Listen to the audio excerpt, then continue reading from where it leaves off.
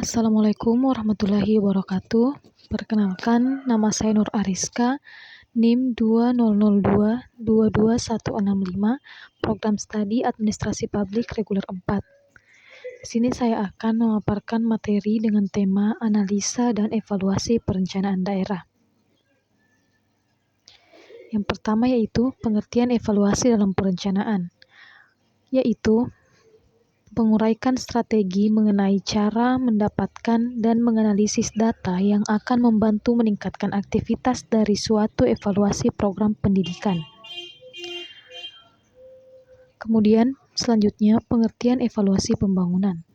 Evaluasi pembangunan daerah merupakan kegiatan evaluasi untuk menilai sasaran dalam pencapaian sasaran pembangunan nasional di daerah serta menganalisis permasalahan dan faktor keberhasilan dalam proses pelaksanaan pembangunan hingga menjadi lesson learned bagi perbaikan kebijakan pembangunan daerah pada tahun berikutnya. Kemudian pengertian evaluasi.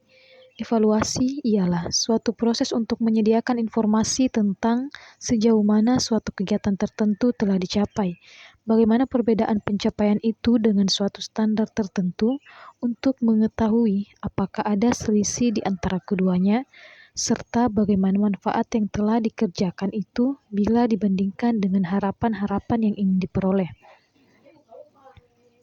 Selanjutnya, perbedaan analisis dan evaluasi. Secara etimologis, analisis berarti penyelidikan terhadap suatu peristiwa untuk mengetahui keadaan yang sebenarnya, sedangkan evaluasi adalah penilaian dalam memberikan penilaian. Selanjutnya, tahap evaluasi. Tahap evaluasi terdapat 4 proses, yaitu yang pertama menentukan topik evaluasi sehingga dipastikan sudah tahu apa yang akan dievaluasi. Yang kedua yaitu merancang kegiatan evaluasi yang mampu menentukan keberhasilan program. Yang ketiga, menetapkan cara atau metode evaluasi yang akan digunakan. Dan yang keempat, melaksanakan evaluasi, mengolah dan menganalisis data hasil evaluasi tersebut. Selanjutnya, tujuan monitoring dan evaluasi pelaksanaan rencana pembangunan. Ada 4 yaitu untuk menjamin terlaksananya kebijakan program dan proyek sesuai dengan target dan rencana yang telah ditetapkan.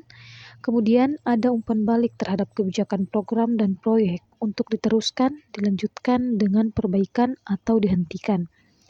Kemudian untuk membantu pemangku kepentingan lebih banyak mengenai kebijakan, program, dan proyek.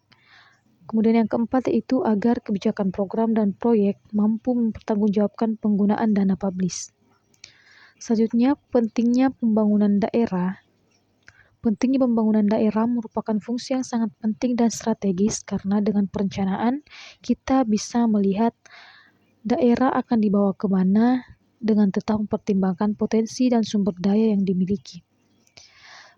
Pembahasan selanjutnya mengenai tujuan pembangunan. Tujuan pembangunan sosial ialah mengangkat kesejahteraan sosial.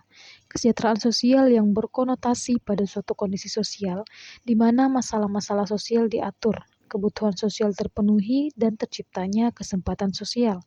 Bukan hanya sekedar kegiatan amal ataupun bantuan publis yang diberikan oleh pemerintah. Selanjutnya, pendekatan pembangunan. Pendekatan pertumbuhan dan perawatan paradigma ketergantungan, dan pendekatan pokok dan pendekatan kemandirian.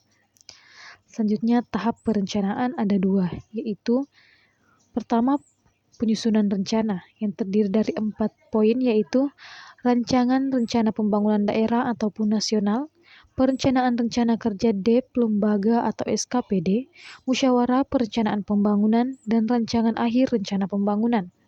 Tahap yang kedua yaitu penetapan rencana, terdapat 3 poin yaitu RPJP NAS dengan undang-undang dan RPJP daerah dengan perda, RPJM dengan peraturan presiden atau kepala daerah, dan RKP atau RKPD dengan peraturan presiden atau daerah.